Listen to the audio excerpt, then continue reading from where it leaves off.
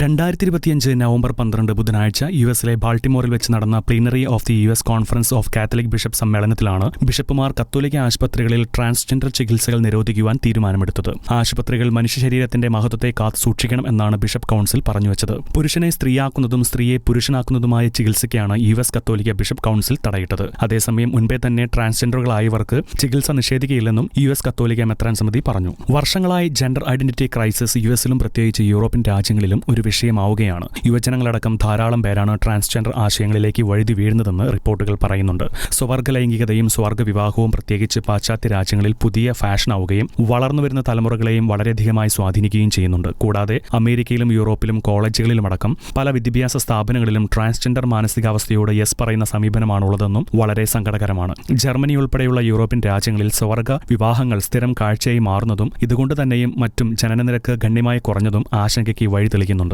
അതേസമയം ഈ വർഷത്തിൽ തന്നെ യുഎസിലെ പല ഹോസ്പിറ്റലുകളിലും ശൈശവ ട്രാൻസ്ജെൻഡർ ചികിത്സകൾ നിരോധിച്ചിരിക്കുകയാണ്. 2019 മുതൽ 2023 വരെയുള്ള വർഷങ്ങളിൽ ഏകദേശം 14,000 പേരാണ് അമേരിക്കയിൽ ട്രാൻസ്ജെൻഡർ ട്രാൻസിഷൻ ശസ്ത്രക്രിയകൾക്ക് വിധേയരായത്.